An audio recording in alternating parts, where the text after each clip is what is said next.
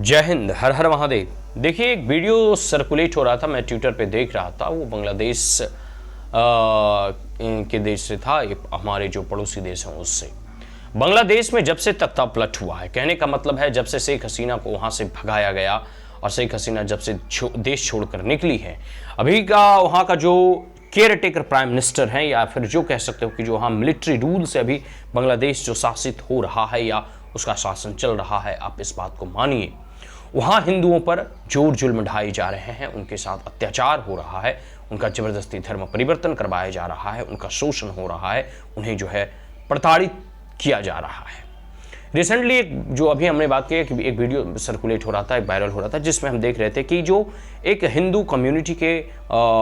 बच्ची है, महिला है, जो कि वेस्टर्न फॉर्म ऑफ ड्रेसेस को वो पहनी हुई थी, जींस वगैरह या जो भी टॉप वगैरह है, इसको देखते हुए वहाँ के इस्लामिक रेडिकल्स और फंडामेंटलिस्ट ने उसको स्टिक से, डंडे से या फिर कोड़े से जो है उनको पनिश करते हैं पूरे हॉल में, पूरे सभा में और सभी लोगों के सामने। कई सारे ऐसे इंसिडेंट, कई सारे ऐसे वीडियोस या कई सारे ऐसे जो है दृश्य देखकर आपके मन द्रवित हो उठेंगे कि किस प्रकार से बांग्लादेश में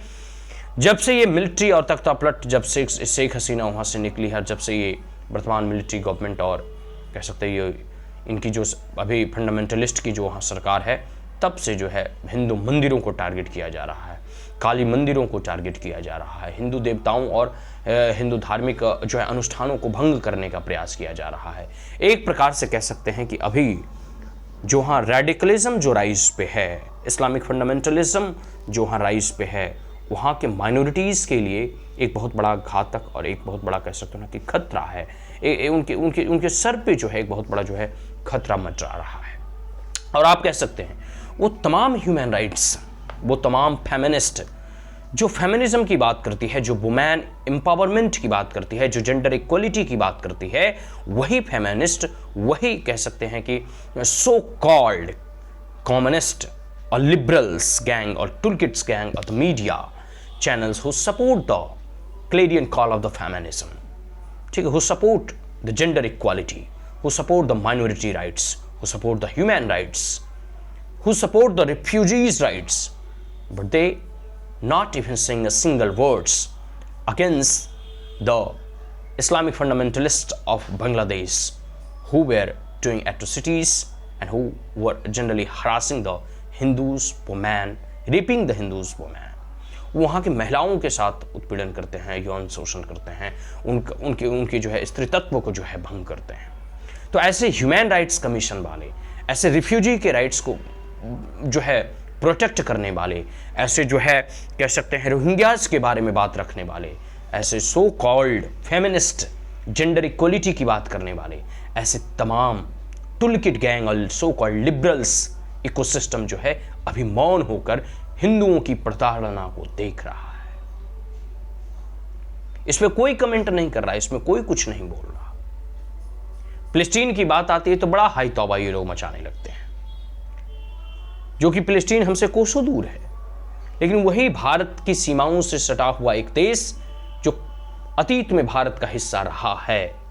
वहां हो रहे दलितों, वंचितों और हिंदुओं के शोषण के खिलाफ एक शब्द भी इनके मुंह से नहीं निकलता। आप इस बात को जो है आप मान कर चलिए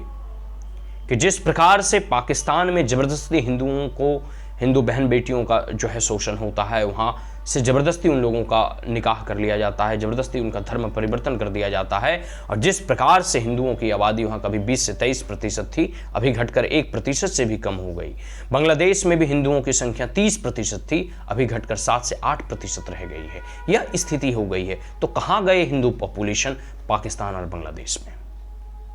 वहीं भारत में यहाँ कभी जो है मुस्लिम जनसंख्या 3 से 4% थी, अभी बढ़कर जो है 7 से 8% हो गई है। 20 करोड़ से भी अधिक जनसंख्या मुसलमानों की भारत में है।